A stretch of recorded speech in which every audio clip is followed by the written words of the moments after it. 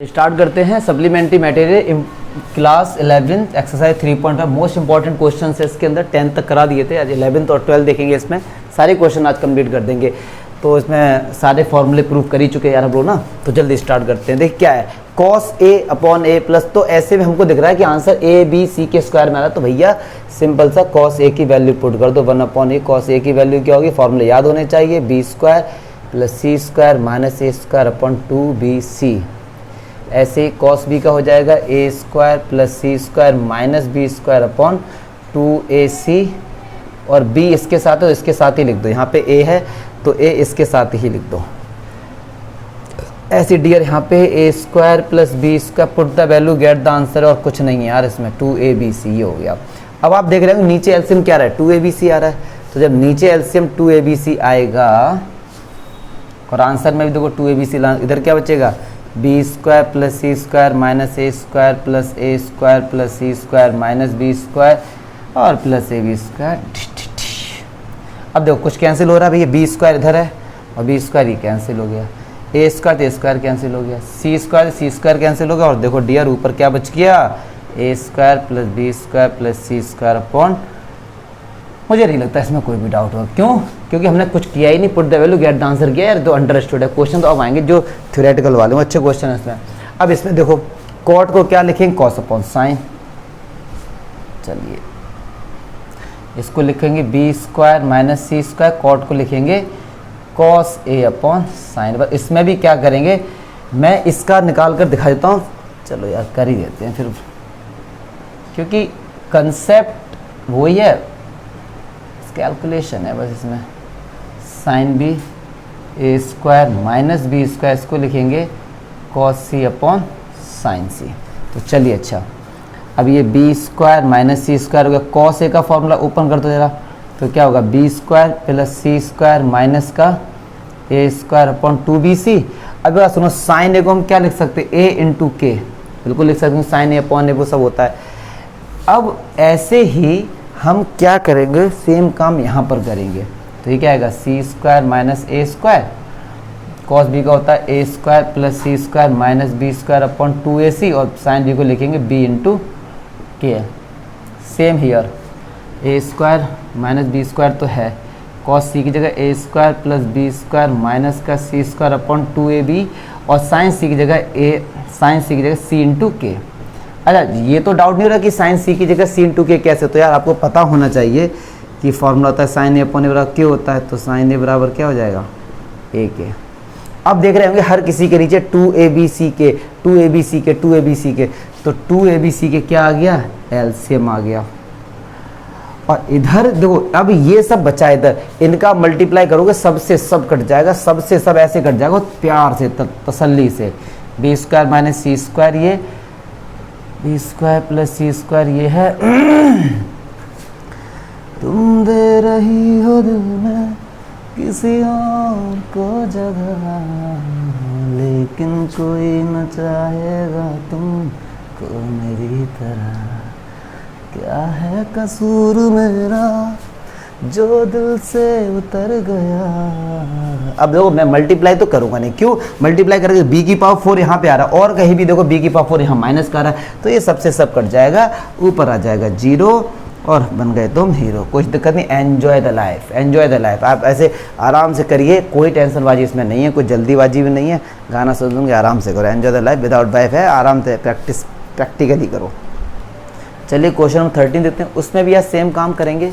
इसमें केवल formula open करेंगे, B square minus C square upon A square है, साइन 2 की जगह 2 sine A into cos A, ऐसे इसकी जगह 2 sine B into cos B, 2 sine C into cos. मैं इसको सॉल्व कर रहा हूँ, बाकी सब आप एज इट इज लिख देंगे और सबसे सब कट जाएगा, आंसर आ जाएगा 2 साइन ए का जगह हम क्या लिखेंगे, ए इंटू के, कॉस ए की जगह लिखेंगे B square plus C square minus का ए स्क्वायर अपॉन 2bc। तो आप देख रहे होंगे एक ए से एक ए कैंसिल हो गया, इधर कितना बचा, के B square minus C square और B square plus C square minus A square, और इधर बचेगा 2abc। ऐसे इसके साथ 2abc एलसीएम आ जाएगा, सबसे सब खट खट खट सब कटते चले जाएंगे और आंसर हमारा 0 अपॉन 2abc आ जाएगा। ये मत सोचना यार 11th क्लास में हो, मैंने इसका ओपन करके दिखा दिया। ऐसे ही साइन 2b की जगह लगा देना, सेम साइन 2c की जगह कर देना, सबके नीचे 2abc आएगा, ऐसे हम लेते ना, सब कैंसिल हो जाएगा। अब जो थ्योरेटिकल क्वेश्चन है उनको हम देखते हैं बहुत प्यार से। अब क्वेश्चन भाई आए हैं, क्वेश्चन तो अच्छे अब हैं। 14 क्वेश्चन देखते हैं डियर। सर देखो सबसे बड़ी क्या होती है इस टाइप के क्वेश्चन में, बच्चे डायग्राम में बड़े कंफ्यूज होते हैं। क्यों? हमने इस टाइप के क्वेश्चन पढ़े क्लास 10th में, हाइट एंड डिस्टेंस में, जिसको एप्लीकेशन ऑफ ट्रिगोनोमेट्री बोलते हैं। बट यहाँ पर हम लोग उस चीज़ को फील करेंगे। अगर इस क्वेश्चन में मैं चलो पहले पढ़ देता हूँ, a tree stands vertically on a hill. अब यार एक हिल है, अब नॉर्मली बच्चे कंफ्यूज क्यों होते हैं? क्योंकि हम हिल को एक स्ट्रेट लाइन कंसीडर कर लेते हैं, जैसा हम लोगों ने किया था वहाँ कि एक बच्चा है, बच्चे को पॉइंट मान लेते थे। बट यहाँ प्रैक्टिकली यार ऐसे नहीं, एक सिंपल सी बात है, अगर हिल होगी, हिल में समझना पार्ट तो कुछ, अगर मैं कहूँ ये भैया ज़मीन है तो हिल यार कुछ इस तरीके से ऐसे होगी। कोई हिल कभी ऐसे तो है नहीं एक डंडा से खड़ा कर दे भाई हिल है ये, समझो बात को, ठीक है। अब हिल साइड कहाँ पे आपको प्रॉब्लम आती है? हिल साइड, क्योंकि हिल साइड का जो मीनिंग होता है हम लोग क्या दिमाग में आ रहा होगा, हिल की साइड। हिल साइड ये होता है जो हिल का टॉप से स्लोप होता है, ये इस तरीके से जो याद, इसको बोलते हैं हिल साइड। अब आप इसको फील करेंगे, इसको बोलते हैं हम लोग हिल साइड, क्योंकि बहुत से बच्चों को इनमें कंफ्यूजन होती है, हिल साइड को कंसीडर नहीं कर पाते हैं। तो पहले तो मैं इसका रफली फिगर बना के समझाऊंगा इसका मीनिंग क्या है। कह रहे हैं a tree stand vertically on a hill side which makes an angle 50 degree with a horizontal from a point on the ground. अब ये ग्राउंड है डियर, ठीक है जी। और मैंने कहा मान लो इस टाइप की एक ये हिल है, ये हिल हो गई, आप समझते रहेंगे। अब हिल की कोई ना कोई हाइट होगी, मान लो ये हाइट है हिल की, इसका नाम मैंने दे दिया AB। अब कह रहे हैं इसके हिल साइड पर कहीं एक ट्री है, कह रहे अब tree stand vertically on a hill side. मान लो ये हिल साइड है, हिल साइड क्या होता है, जहाँ से हिल साइड वो होता है जहाँ से उसका डाउन होना स्टार्ट हो जाता है, इधर डाउन या इधर डाउन होना स्टार्ट, तो उस पॉइंट को बोलते हैं हिल साइड। तो इसके ऊपर एक ट्री है, मान लो ये रहा ट्री हमारा, ट्री तो सीधा ही होगा, ये हमारा ट्री हो गया। आप समझते चलिए ये हिल की क्या हो गई, हाइट हो गई, हाइट ऑफ। आप केवल कंसीडर करिए, इस डायग्राम को फील करने की कोशिश करिए, ठीक है। कह रहा है tree stand vertically on a hill side which makes angle 15 degree with the horizontal from a point on the ground 35 meter down the hill from the base of the tree. Base of the tree, base of the tree हो, यहाँ से 15 degree का angle बनना है किसी भी एक point, suppose इस पॉइंट से मैंने कंसीडर कर, या उसके स्लोप वाले से ले लें, मैं यहाँ से ले लेता हूँ। तो ये जो है, ये जो एंगल बनना है कितना बनना है 15 डिग्री, और ये डिस्टेंस कितना है 35 मीटर। मैं नहीं कह रहा हूँ, क्वेश्चन को फील करो, क्वेश्चन क्या कह रहा है, a point on the ground 35 meter down the hill, down the हिल मतलब हिल का जो स्लोप है वो 35 मीटर डिग्री है, 35 मीटर है। And the angle of the elevation of the top of the tree, top of the tree का जो angle of elevation है वो कितना है 60 है। फिर कह रहे हैं ट्री की हाइट बताओ। कायदे में तो फिगर ऐसा बनना चाहिए कि जो बच्चों को फील हो कि ये 35 मीटर क्यों हमने ये क्यों लिया, ये 15 डिग्री हमने क्यों लिया। हिल साइड की बात करें भाई कि हिल साइड मतलब होता है स्लोप, जो हिल साइड का जो स्लोप है वो 35 मीटर है। मैं नहीं कह रहा हूँ, खुद ये कह रहे हैं डाउन 35 मीटर डाउन, ठीक है ना। तो ये है कि हिल साइड का मतलब होता है स्लोप। अब आपको स्लोप पता होना चाहिए, स्लोप मीन्स होता है ढलान, जहाँ पे कोई चीज़ ढलान, जैसे ना जैसे ये फ्लाईओवर ये होते हैं, तो ये स्लोप है, ये स्लोप है क्योंकि आप नीचे की तरफ जा रहे हैं, आप ऊपर की तरफ, एक ढलान आ रहा है वहाँ पे, या स्लोप आप पढ़ेंगे आगे जाके अच्छे से। चलिए अच्छा, अब मैं इसका डायग्राम नॉर्मली बनाता हूँ जैसे समझाने के लिए। ये हिल हो गई AB, और इसके ऊपर ये भाई ट्री हो गया,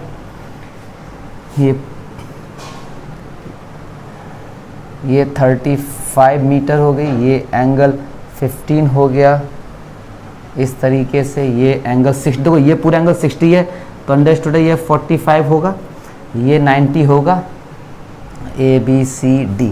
ये डिस्टेंस y ले लो, ये डिस्टेंस x ले लो, ये डिस्टेंस h ले लो। हमसे तो h पूछा गया, हमको क्या फाइंड करना है, h फाइंड करना है। एक बात सुनो जरा, ये 90 है, ये 90 है, ये पूरा 60 है, तो ये 30 होगा। ये बच्चों को पता है यार, ये सब चीज़ आनी चाहिए।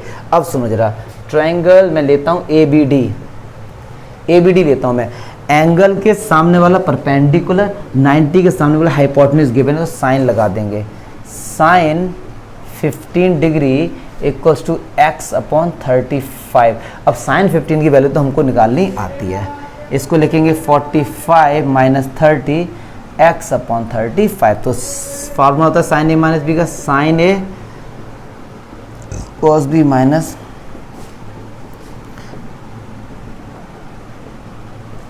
Sign 45 1/√2 cos 30 √3/2 minus 1/√2 sine 30 1/2 x/35 √3 minus 1 2√2 equals to x/35।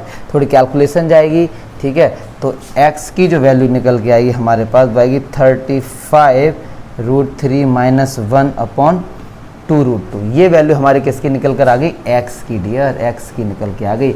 अब यार हम y की वैल्यू भी निकाल सकते हैं, बिल्कुल निकाल सकते हैं। एंगल के सामने वाला परपेंडिकुलर होता है तो ये बेस होगा, बेस और ये क्या हाइपोटेन्यूज, बेस और हाइपोटेन्यूज किस में था, कॉस में, ठीक है। या एक काम और कर सकते हैं ना, एक काम और कर सकते हैं, x तो पता लग ही गया, y तो हम लोग 10 लगा देंगे, हम 10 15 डिग्री कर लेंगे तो भी क्या हो जाएगा x/y। x तो हमको पता है, y निकल के आ जाएगा। जब x भी निकाल लोगे आप और y भी निकाल लोगे, ध्यान से सुनना, x भी निकाल लोगे और y भी निकाल लोगे तो बड़ा वाला ट्रायंगल लेना, बड़ा वाला ये इस तरीके से हम लोग ट्रायंगल लेंगे, मतलब ट्रायंगल BCD, ये तो 60 है तो tan 60 equals to x plus h/y, यही तो होगा। सुनो ध्यान से, क्योंकि ये पूरी क्या होगी, परपेंडिकुलर होगी, ये पूरा क्या होगा, बेस हो गया। अब ये मैं सुना कि मैं बीच में छोड़ रहा हूँ, भाई कैलकुलेशन है और मैंने एक एक प्रूफ बताए इनके। x की वैल्यू निकाल ली, यहाँ से y tan 15 कैसे निकालो, अगर डाउट हो रहा है तो यार tan 45 माइनस 30 क्यों नहीं निकाल सकते भाई, क्यों नहीं निकाल सकते हम लोग, ठीक है। या पाइथागोरस थ्योरम से भी निकाल सकते हैं, 35 का इसका, इसका इसका y का, तो x और y निकाल लेंगे। फिर tan 60 की वैल्यू √3 होती है, x की पता है, y की पता है, h निकाल लेंगे। जो मेरा मोटिव था इस क्वेश्चन को समझाने का वो इसका डायग्राम था कि यार हिल साइड वगैरह क्या होते हैं, ठीक है। अब आप केवल कंसेप्ट करो, मैं वीडियो इसलिए नहीं बनाता हूँ कि आप छापो इसको, ठीक है, मैं इसलिए बनाता हूँ आप कंसेप्ट के लिए करो, इसलिए क्वेश्चन लिखा भी मैंने, क्योंकि इसमें थियोरेटिकल पार्ट ज़्यादा था। तो ठीक है, मुझे लगता है कि डाउट नहीं होगा, होगा तो कमेंट करना, फिर देखते हैं। कमेंट क्या करो यार कि सर ये डाउट हो रहा है तो और अच्छा मुझे लगे कि और मैं क्या बेस्ट करूँ। यही बहुत अच्छा क्वेश्चन है। इसमें डायरेक्शन की बात आती है तो पहले तो डायरेक्शन के आपको ये पता होना चाहिए कि ये नॉर्थ, ये साउथ, ये ईस्ट और ये वेस्ट, ये तो आपको पता होना चाहिए। अब जो इसमें सबसे बड़ी बात है जहाँ बच्चा कंफ्यूज होता है और उस क्वेश्चन को ये N45 ये ऐसे लगता है किसी मोबाइल मतलब कोई मोबाइल ने मॉडल लॉन्च किया नया।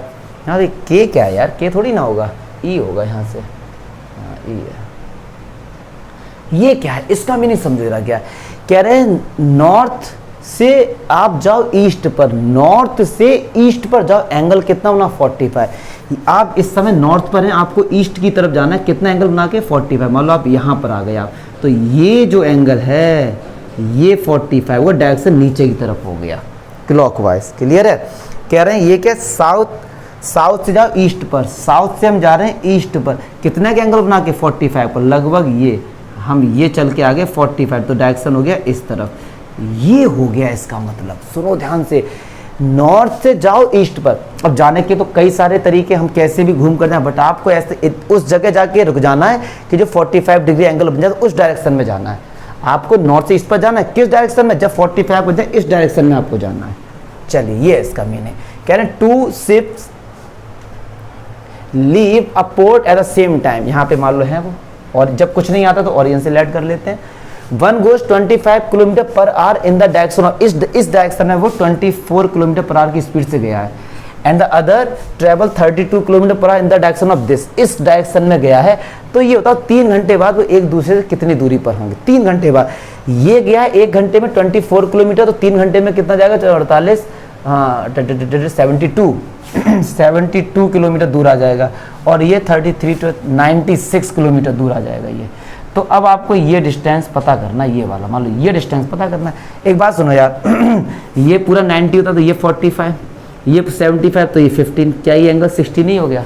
ये साइड पता है, ये साइड पता है यार, आंसर आ गया। ABC में देखो, ट्रायंगल ABC में cos 60 अगर हम लेते हैं, cos वाला फॉर्मूला लगाते हैं 72 का स्क्वायर प्लस 96 का square minus d² upon 2 into 96। cos 60 की वैल्यू क्या होती है, 1/2 होती। Put the value get the answer, कि उसने cos वाला फॉर्मूला लगा दिया, इस एंगल के सामने वाला फाइंड करना था। तो ये जो एंगल है 60 हो गया, cos इसका square minus this upon 2BC, यही होता है। कंफ्यूज मत हो बिल्कुल भी, हमने cos का फॉर्मूला लगा दिया। जो कंसेप्ट था वो केवल ये समझने का था, इसका मीनिंग का तो मुझे नहीं लगता है इसमें डाउट होगा, सिंपल है ये भी। चलिए क्वेश्चन नंबर लास्ट देखते हैं, 16 देखते हैं। इसको मैंने लिखा नहीं है क्योंकि ये सिंपल ही क्वेश्चन, इसको देखिए कैसे है।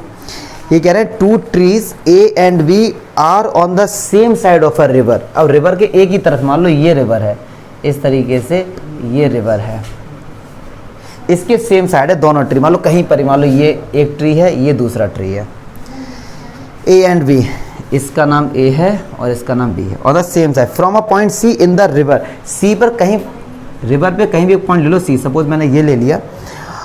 अब सी से ए को मिलाया 250 मीटर, ये डिस्टेंस कितना है 250 मीटर है, ये डिस्टेंस कितना है 300 metre. If the angle C 45, अरे यार यही तो पूछा है, तो बस वही वाला फॉर्मूला लग जाएगा, cos 45 250 whole square plus 300 whole square minus D square upon 2 into 250 and 300। तो हम लोग यहाँ से d निकाल लेंगे ईजिली, क्योंकि cos 45 की वैल्यू क्या थी 1/√2। इस तरीके से ये सारे क्वेश्चंस हो गए हैं हमारे सप्लीमेंट्री एक्सरसाइज के। जो भी डाउट्स है तो आप लोग सेंड करना।